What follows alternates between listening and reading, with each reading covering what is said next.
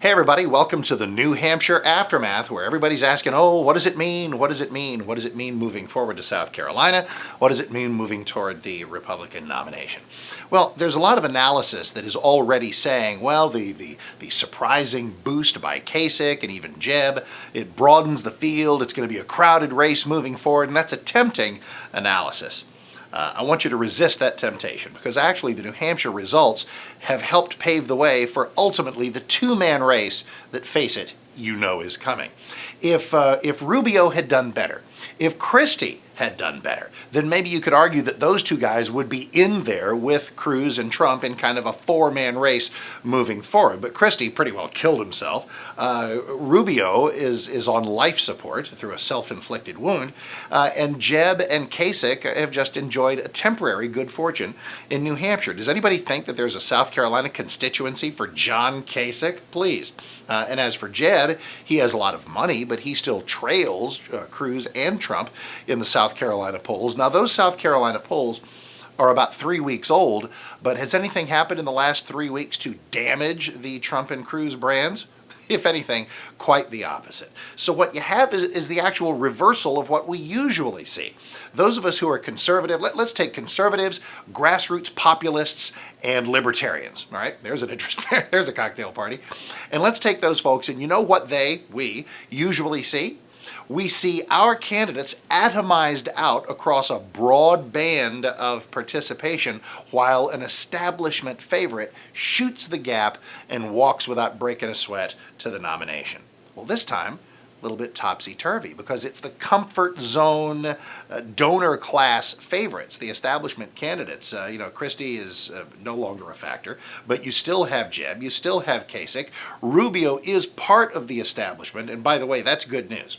I don't mean that as a criticism to Rubio, because Rubio has really just one ideological problem, and that's immigration. That's a big one, but it's really his only one. He's plenty conservative on other things, but he may well be the establishment favorite moving forward, and I'm really just talking about math here. With all those candidates vying and elbowing each other for establishment dollars, that enables the two guys who scare the hell out of everyone in those ivory tower king-making meetings, your Cruz and your Trump. It enables them to move forward largely unabated. Either Cruz or Trump will win South Carolina. One of them will come in first, the other one will come in second. Please tell me how that's not true. And then you move, to Nevada and to Super Tuesday, where let's say Trump wins South Carolina, which he probably will. Here we are in Texas, which Cruz will probably win. So how exactly does somebody step in there and make that a more crowded race? And I know you may be saying, hey, what about Rubio? Well, what about him? It's horribly unfair, but sometimes campaigns are unfair. The debate stage hiccup for Marco Rubio this past Saturday, if that only cost him 1.5 percentage points in New Hampshire, which it probably did, that's the difference between finishing 5th and finishing 3rd. And it was a complete self-inflicted wound. And in speaking to supporters on New Hampshire night, on Tuesday night, he said, hey, don't worry about it. That'll never happen again.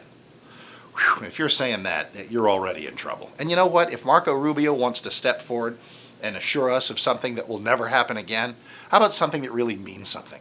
How about getting rolled by amnesty fans in both parties? Getting rolled not just by Chuck Schumer, but by Lindsey Graham and John McCain. He flat out got rolled on the Gang of Eight deal, and I haven't heard him so forcefully come out and tell us that we'll never see that again. He's tried to artfully distance from it, but only with mixed results. And I like Rubio. He's really, really good. His communications gift is wonderful. But the Gang of Eight, which is not a sufficiently cleansed sin, the debate stage hiccup, and listen, a debate stage is a bad place to have even a momentary stub of the toe, ask Rick Perry, those two things together accrue to a kind of a doubt, a little bit of a vacuum of doubt for Rubio, even if it's just a small one, and they wonder if maybe he's easily rattled or too easily swayed. And I know that's horribly unfair, but guess what? Life and campaigns are unfair, especially when over here you've got enormous rock star personas like Trump and Cruz. So, enjoy a few days of this crowded field narrative, because it's only going to last a few days. I think we all know what we're headed for. And the talk show gods are smiling. And in that business, I very much thank you for your listenership and hanging out with us right here at 660amtheanswer.com. I'm Mark Davis. See you soon.